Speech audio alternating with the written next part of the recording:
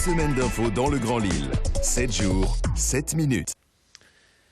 Bonjour à toutes et à tous et bienvenue sur Grand Lille TV. Aujourd'hui, ce vendredi 11 novembre, l'info du Grand Lille, l'info qui avance avec vous avec cette édition préparée et par l'ensemble de la rédaction. Comme d'habitude, on démarre par les prévisions météo. Aujourd'hui, en ce jour férié, un temps un peu plus clément que les jours précédents. Cette semaine, les nuages bas ce matin devraient laisser place à de belles éclaircies cet après-midi, mais la fraîcheur, elle se maintient avec seulement 7 degrés pour les maximales. On en reparle bien sûr, là encore comme d'habitude, après ce journal.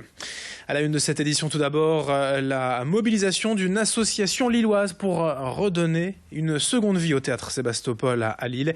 Artistes ou membres du public anonyme, ils sont une cinquantaine à militer pour que le théâtre, qui a vu le jour en 1903, bénéficie d'un ravalement de façade. Aujourd'hui, avec un budget restreint, la mairie de Lille se contente d'abord de la sécurité. Lorsqu'on est face au théâtre aujourd'hui, on peut voir défiler entourant les statues de l'entrée principale. Pas vraiment esthétique aux yeux de l'association qui veut donc récolter près de 50 000 € pour les travaux. Pour cela, un système de financement participatif va être mis en ligne. Explication et objectif avec l'un de ces artistes attachés au théâtre Sébastopol. On est une bande de copains qui avons beaucoup d'affection pour le Sébastopol. Alors il y a des artistes, il y a des gens qui viennent simplement dans le public. Donc un jour on s'est dit que c'était un peu dommage que le Sébastopol soit défraîchi. Alors on s'est posé la question de savoir comment pourrait-on faire pour redonner un peu de lustre à ce théâtre qui est un très beau théâtre et qui mérite quand même de retrouver un certain éclat. Donc on a créé l'association dans ce but-là. Le but est de réunir des fonds pour pouvoir évidemment rafraîchir les façades. Et puis peut-être par après faire l'intérieur. Bon, il ne faut pas perdre de vue que Sébastopol n'est pas en ruine non plus, il est simplement défraîchi, donc on insiste là-dessus. On veut travailler en harmonie avec la mairie, mais aussi avec la gérance du Sébastopol. Et puis, on va essayer d'arriver à ce but. Autre information en ce vendredi férié, le centre commercial Les Tanneurs à Lille, ouvert d'ailleurs aujourd'hui, prévoit de se renouveler dans les semaines à venir. Les cellules commerciales vacantes sont devenues nombreuses tout de même ces derniers temps, mais pour autant la direction ne baisse pas les bras et prévoit d'évoluer avec son temps. Exemple avec les systèmes Click and Collect permettant de sélectionner un produit sur Internet et de venir le chercher en magasin. Un système censé apporter de la visibilité à tout le centre commercial. Dès l'année prochaine, le centre des Tanneurs devrait ainsi accueillir 2 nouvelles enseignes. Pour l'instant, c'est encore confidentiel, mais on écoute le directeur des lieux au micro, Didil Bunaï. Notre ville, sans exception, ont souffert. L'évolution du commerce et notamment celle du web et d'Internet font qu'il y a des remises en question, il y a des remises en cause, il y a des évolutions du consommateur dans ses démarches de consommation. Et donc il faut que et à la fois le centre commercial et les enseignes se réorganisent, se réapproprient la clientèle, arrivent à la drainer autrement avec des nouveaux outils de communication. Donc tout ça, c'est une mutation et ça se met en place. C'est long, ça peut paraître long, ça peut paraître difficile et compliqué, mais c'est un passage incontournable. On enchaîne dans cette édition. Aujourd'hui avec toute autre chose, le groupe de service à la personne O2 recrute encore actuellement des mamies nounous et des personnes âgées appelées à devenir assistantes maternelles. Les contrats sont en CDI et payés au SMIC avec tout le matériel mis à disposition par O2. Le contrat de l'entreprise est simple en fait. Aujourd'hui, les retraités souffrent parfois de revenus précaires mais ont du temps à consacrer aux autres, notamment aux enfants. Et pour beaucoup, une grand-mère semble aussi plus rassurante qu'une étudiante sans expérience. Le groupe compte déjà près de 600 mamies nounous en France, mais seulement une dizaine dans la région, alors que les familles sont de plus en plus demandeuses. Alison Pelotier a rencontré pour nous le responsable de l'agence O2 à Lille à propos de ce nouveau service en développement. Au niveau des mamies nounous, ça va être un profil plutôt rassurant. Pour les familles qui sont un petit peu isolées, qui arrivent seules, là dans le Nord, elles vont plus demander ces profils-là qui s'engagent vraiment sur le long terme. Donc c'est une demande qu'on a de plus en plus, d'où notre recherche aussi intensive pour la rentrée de septembre. L'avantage des mamies nounous, c'est qu'elles vont vraiment s'engager sur du long terme, sur 2 ans, 3 ans, voire 4 ans.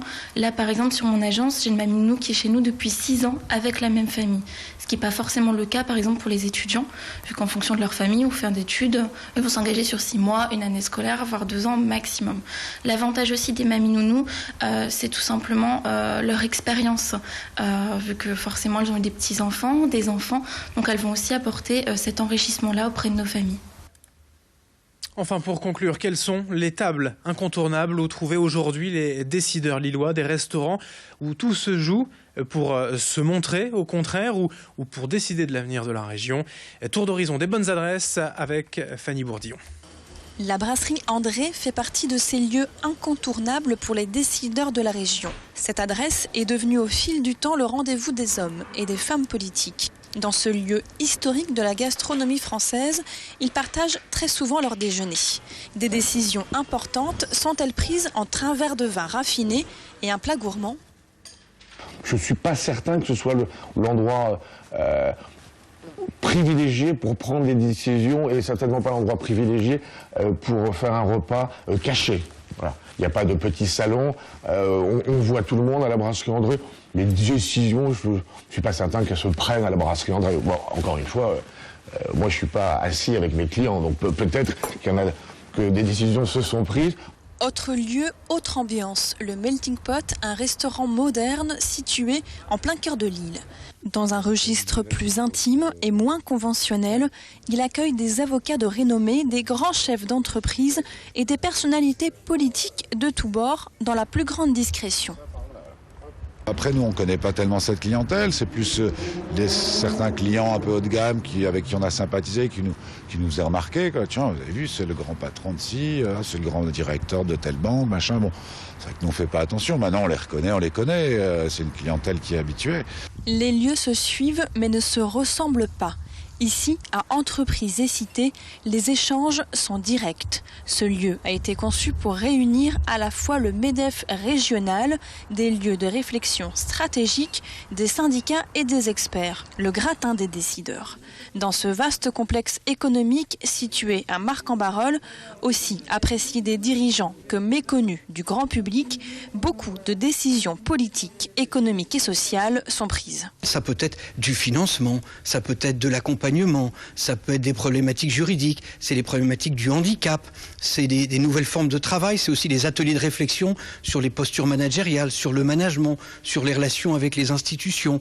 Tout ce type de manifestation se déroule ici.